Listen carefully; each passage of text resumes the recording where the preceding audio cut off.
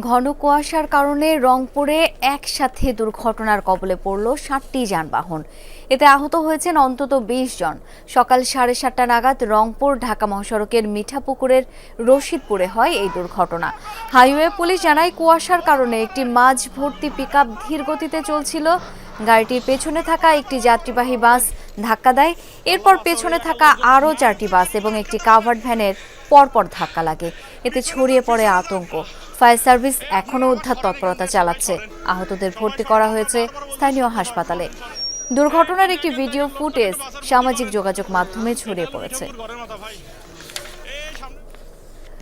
দর্শক, এই বিষয়ে আরও জানবো। রংপুর থেকে এখন যুক্ত হচ্ছেন সহকর্মী সরকার মাজহারুল মান্নান।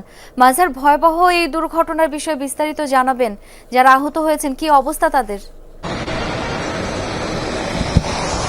শাওন, আহত যারা হয়েছিলেন তাদেরকে আসলে স্থানীয়ভাবে এবং যারা ফায়ার সার্ভিস কর্মী আছেন এবং হাইওয়ে পুলিশ আছেন তারা উদ্ধার করে রংপুরের যে মিঠাপুকুর যে হাসপাতাল আছে সেখানে হাসপাতাল সহ অন্যান্য যে হাসপাতালগুলো আছে সেখানে ভর্তি করিয়েছেন। তবে কেউই ওই রকম গুরুতর আহত হননি বলে জানিয়েছেন যারা চিকিৎসক আছেন এবং যারা সেখানে কর্তব্যরত ছিলেন যে হাইওয়ে পুলিশ। এই ঘটনার স্থলে আমরা এখন পর্যন্ত পৌঁছাতে পারিনি, তবে হাইওয়ে পুলিশ যেটি জানিয়েছে যে একটি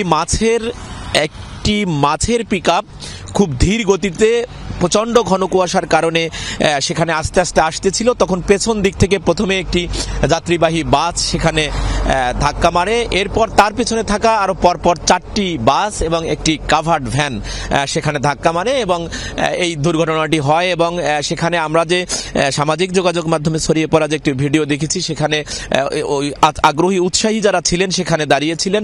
তারা বারবার পেছনের যে বাসগুলোকে ছিল সেই বাসগুলোকে তারা থামানোর চেষ্টা করছিলেন এবং ব্রেক করার জন্য আহ্বান জানাচ্ছিলেন।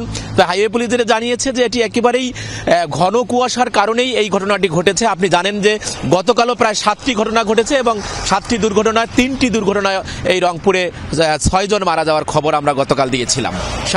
মাজহার, ধন্যবাদ আপনাকে।